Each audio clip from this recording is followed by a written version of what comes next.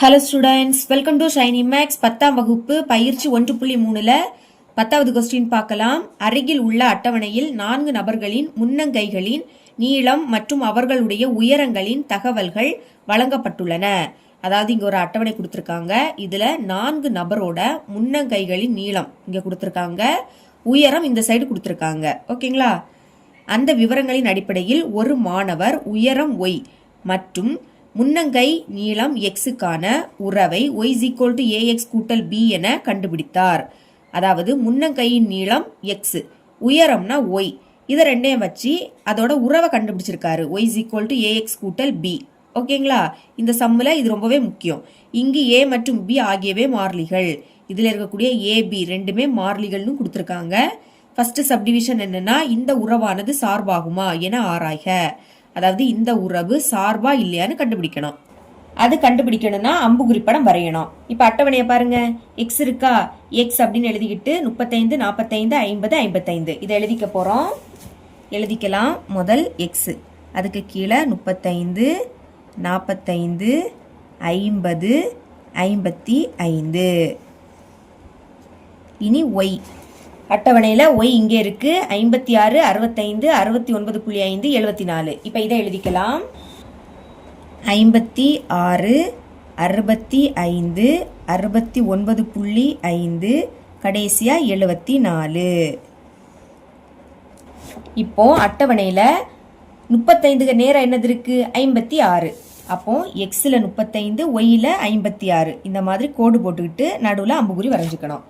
அப்புறவு 45க்கு நேரம் 65 இருக்கு, 50க்கு நேரம் 69.5 இருக்கு, 55க்கு நேரம் 74 இருக்கு. வரைஞ்சிடலாமா? 45க்கு நேரம் 65, அடுத்து 50க்கு நேரம் 69.5 இருந்து, 55க்கு நேரம் 74 இருந்து. இந்த மாதிரி கோடு வரைஞ்சுக்கிட்டு நடுவில் அம்புக்குறி வரைஞ்சிடணும். சரிங்களா? இப்ப சார்பு அப்படின்னா என்னன்னா, இது மதிப்பகம், இது துணை மதிப்பகம். மதிப்பகத்தில் இருக்கக்கூடிய எல்லா உறுப்புக்கும் துணை மதிப்பகத்துல ஒரே ஒரு நிழலுரு மட்டும்தான் இருக்கணும். பாருங்க, 35க்கு 56 மட்டும்தான் நிழலுரு. அதே மாதிரி 45க்கு 65, 50க்கு 69.5, 55க்கு 74. அப்ப இங்க இருக்கக்கூடிய எல்லா உறுப்புக்கும் அங்க ஒரே ஒரு நிழலுரு மட்டும்தான் இருக்கு. அப்ப இது என்னது? சார்பு. எழுதியிருக்கேன் பாருங்க. மதிப்பகத்தில் உள்ள எல்லா உறுப்புகளுக்கும் துணை மதிப்பகத்தில் ஒரே ஒரு நிழலுரு உள்ளது. எனவே இந்த உறவு ஒரு சார்பு ஆகும். இப்படி எழுதிக்கணும். இப்ப செகண்ட் சப்டிவிஷன் பாருங்க. a மற்றும் b ஐ காண்க. a மதிப்பும் b மதிப்பும் கண்டுபிடிக்கணும். அதுக்கு முதல் இந்த உறவை எடுத்து எழுதிக்கலாம். அதான் எடுத்து எழுதிக்கிட்டேன். y ax கூட்டல் b. இனி 2 புள்ளிகளை வச்சு 2 சமன்பாடை உருவாக்க போறோம். ஃபர்ஸ்ட் புள்ளி என்னன்னா 35, 56 நேரா தான் எடுத்துக்கணும். ஓகேங்களா? எழுதிக்கிறேன் பாருங்க. 35, 56. எப்பவுமே ஃபர்ஸ்ட் உள்ளது எக்ஸ், கமாக்கு அடுத்து இருக்கக்கூடியது ஒய். பிரதியிடலாமா? ஒய் இருக்கா, ஒய்க்கு பதில் என்ன எழுதிக்கணும்? 56 சமம்.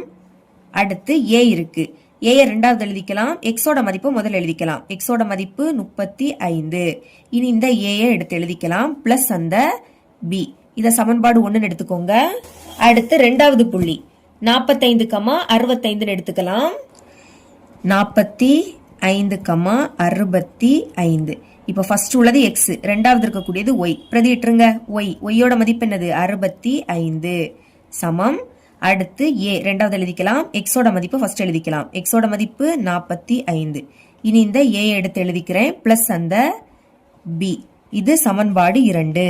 இங்க பாருங்க, இங்கேயும் பி இங்கேயும் பி. ஆனா ரெண்டுமே ஒரே குறியீடுல இருக்கு. வேற வேற குறியீடுல இருந்தாதான் கேன்சல் பண்ண முடியும். அப்ப குறியீட மாத்தணும். அதுக்கு என்ன பண்ணணும்? கழிக்கணும். சமன்பாடு 1 சமன்பாடு 2ஆல கழிக்கணும். கழிக்கணும்னா குறியீட முதல் மாத்தணும். இங்க முன்னாடி எந்த குறியீடு இல்லாட்டா பிளஸ் இருக்குன்னு அர்த்தம். பிளஸ் என்ன ஆயிடும்? மைனஸ் ஆயிடும். மைனஸ் குறியீடு பிளஸ் ஆயிடும். இங்க பிளஸ் தான் இருக்கு, அப்போ மைனஸ். இனி இது பிளஸ் என்ன ஆயிடும்? மைனஸ் ஆயிடும். அப்போ plus B minus B cancel. இப்ப கழிங்க. 65ல இருந்து 56 கழிச்சா 9ன்னு கிடைக்கும். பெரிய எண் 65, அதோட குறியீடு மைனஸ். புரியுதா? ஒரு மைனஸ்னா கழிச்சு பெரிய எண்ணோட குறியீட போடணும். இனி அடுத்து சமம் இருக்கு. இங்கேயும் கழிங்க. 45ல இருந்து 35 கழிச்சா 10ன்னு கிடைக்கும். பெரிய நம்பர் 45, அதோட குறியீடு மைனஸ். ரெண்டுல ஏ இருக்கிறதுனால ஏ ஒரு வாட்டி எழுதிக்கணும். அடுத்து இந்த சைடு மைனஸ், இந்த சைடு மைனஸ். ரெண்டு சைடுலயுமே மைனஸ் இருந்தா இந்த மாதிரி கேன்சல் பண்ணிருங்க. இனி இங்க 9 இருக்கு. ஏ தான் கண்டுபிடிக்கணும். அப்ப இந்த 10 இங்க கொண்டு வந்துடலாமா? பெருக்கல்ல இருக்கு, இங்க வந்து வகுத்துல மாறும். அதனால பைக்கு கீழே 10 எழுதிக்கலாம். அந்த சைடு ஏ. இனி இங்க ஒரு 0 தான் இருக்கு. அப்ப ஒரு நம்பர் தள்ளி புள்ளி வைக்கணும். அதாவது இங்க 9 இருக்கா, கீழே ஒரு 0 இருக்கிறதுனால இந்த நம்பர் தள்ளி புள்ளி வச்சிருங்க. புள்ளிக்கு முன்னாடி எதுவுமே இல்லாட்டா 0, அந்த சைடு a இருக்கு. இதுதான் ஏயோட மதிப்பு. இனி ஏயோட மதிப்பை சமன்பாடு 1ல பிரதியிடலாம். அதான் எழுதியிருக்கேன், ஏயின் மதிப்பை சமன்பாடு 1ல் பிரதியிட. அப்படி எழுதிக்கிட்டு இந்த சமன்பாடு 1ஐயும் அப்படியே எடுத்து எழுதிக்கிட்டேன். ஓகே, பிரதியிடலாம். 56 is equal to 35 into A. ஏக்கு பதில் என்ன எழுதிக்கணும், 0.9 பிளஸ் அந்த பி. இனி இங்க 56 இஸ் ஈக்குவல் டு 9ஐயும் 35ஐயும் பெருக்கலாம். பெருக்குனா 315 அப்படின்னு கிடைக்கும். ஒரு நம்பர் தள்ளி புள்ளி இருக்கிறதுனால நம்மளும் ஒரு நம்பர் தள்ளி புள்ளி வைக்கணும். பிளஸ் அந்த பி. இனி பியை மட்டும் வச்சுக்கிட்டு இதை இந்த சைடு கொண்டு வந்துடலாமா? இங்க 56 இருக்கு, இது பிளஸ்ல இருக்கு, இங்க வந்துனா மைனஸ் ஆயிடும். மைனஸ் 31.5 சமம் அங்க பி மட்டும் இருக்கும். கழிக்கலாமா? 56 இதுல புள்ளி இல்ல, புள்ளி இல்லாட்டா புள்ளி போட்டு 0 எழுதிக்கணும். இனி இந்த புள்ளிய இந்த புள்ளிக்கு நேரம் வைங்க. புள்ளிக்கு முன்னாடி 31 இருக்கு, புள்ளிக்கு அடுத்து 5 இருக்கு. இப்ப கழிக்கலாமா? கடன் வாங்கணும். அப்போ 0 என்ன ஆயிடும், 10 ஆயிடும். 6ல இருந்து 1 கழிச்சா 5. இப்ப பாருங்க, 10ல இருந்து 5 கழிச்சா 5, புள்ளிக்கு நேரம் புள்ளி. 5ல இருந்து 1 கழிச்சா 4, அடுத்து 5ல இருந்து 3 கழிச்சா 2. அப்ப என்ன கிடைக்குது, 24.5ன்னு கிடைக்குது. இதுதான் என்னது, பியோட மதிப்பு. அப்ப கொஸ்டின்ல கேட்ட மாதிரி ஏ பி ரெண்டையும் கண்டுபிடிச்சிட்டோம். தேர்ட் சப்டிவிஷன், முன்னங்கையின் நீளம் 40 சென்டிமீட்டர் எனில் அந்த நபரின் உயரத்தை காண்க. அதாவது முன்னங்கையின் நீளம்னா எக்ஸ், எக்ஸோட மதிப்பு 40 சென்டிமீட்டர்னு கொடுத்துட்டாங்க. இனி அந்த நம்பரோட உயரம் ஒய்யோட மதிப்பு கண்டுபிடிக்கணும். சரிங்களா? முதல்ல அந்த சமன்பாடு எடுத்து எழுதிக்கலாம். y is equal to a into x plus b.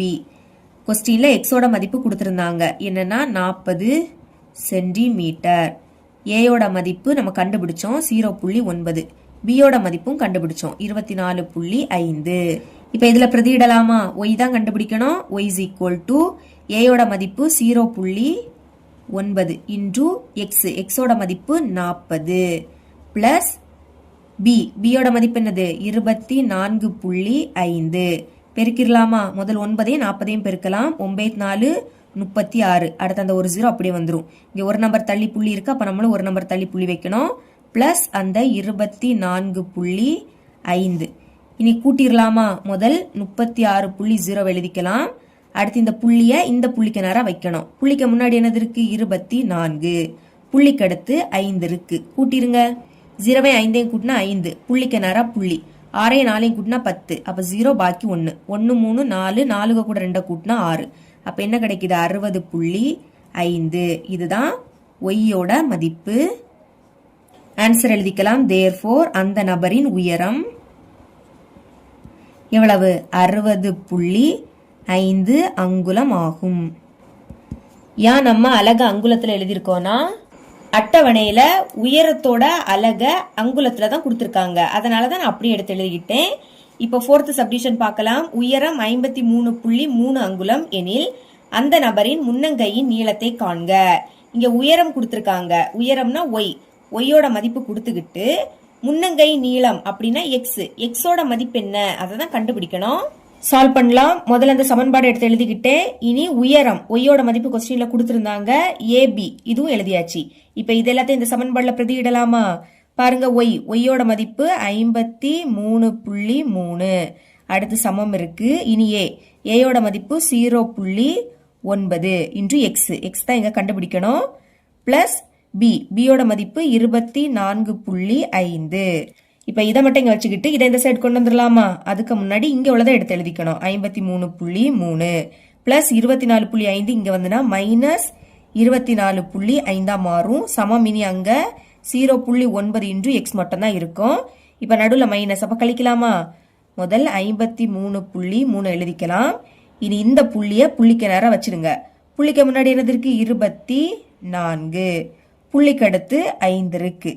இப்ப கழிக்கலாம். 3ல இருந்து 5 கழிக்க முடியாது, அப்ப கடன் வாங்கணும். இந்த 3 என்ன ஆயிடும், 13 ஆயிடும். இந்த 3ல இருந்து 1 கழிச்சா 2. இப்ப 13ல இருந்து 5 கழிச்சா 8, புள்ளிக்கு நேரம் புள்ளி. 2ல இருந்து 4 கழிக்க முடியாது, மறுபடியும் கடன் வாங்கணும். அப்ப 2 12 மாறும். 5ல இருந்து 1 கழிச்சா 4, 12ல இருந்து 4 கழிச்சா 8, அடுத்து 4ல இருந்து 2 கழிச்சா 2. அப்ப என்ன கிடைக்குது, 28.8ன்னு கிடைக்குது. எழுதிக்கலாம். 28.8 சமம் இந்த சைடு 0.9 இன்டூ எக்ஸ் இருக்கும்.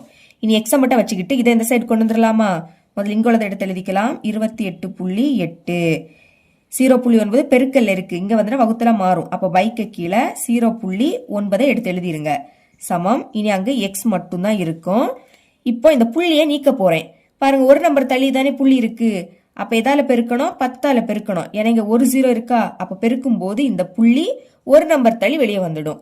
மேல 10ஆல பெருக்கினீங்கன்னா கீழேயும் 10ஆல பெருக்கணும். ஓகே, இப்ப பெருக்கும் போது என்ன ஆயிடும்? இந்த புள்ளி வெளியே வந்துடும். சரிங்களா? 0 இருக்கிறதுனால வெளியே வந்துடும். அப்ப புள்ளி இல்லாம எழுதிருங்க. 288 பை இங்கே அதே மாதிரி ஒரு நம்பர் தள்ளி புள்ளி இருக்கு. ஒரு 0 இருக்கிறதுனால இந்த புள்ளி வெளியே வந்துடும். அப்போ 9 மட்டும் தான் இருக்கும். முன்னாடி 0ன்னு எழுதிக்காண்டா. அந்த சைடு எக்ஸ் இருக்கு. இப்ப இது ரெண்டுமே 9ஆம் வாய்ப்பாடு கேன்சல் ஆகும். 9 9 3 9 27. இப்ப 28ல இருந்து 27 கழிச்சா பாக்கி ஒன்னா அதை இங்க எழுதிக்கணும். இப்ப இது 18. 18ல 9 2 வாட்டி இருக்கும். 9 18.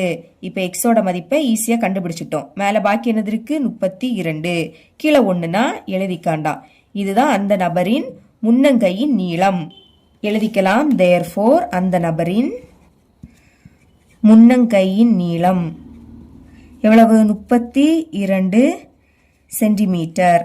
முன்னங்கையின் நீளத்தோட அலக அட்டவணையில சென்டிமீட்டர்ல தான் கொடுத்திருந்தாங்க. ஓகேங்களா? இவ்வளவுதான் இந்த சம். இதோட இந்த பயிற்சி முடியுது. என்னோட டீச்சிங் உங்களுக்கு பிடிச்சிருந்ததுன்னா மறக்காம நம்ம சேனலை சப்ஸ்கிரைப் பண்ணி கூடவே பக்கத்துல இருக்கிற பெல் ஐக்கனை கிளிக் பண்ணுங்க. அப்பதான் நம்ம அப்லோட் பண்ற வீடியோட நோட்டிபிகேஷன் உங்களுக்கு உடனே வரும். தேங்க்ஸ் ஃபார் வாட்சிங்.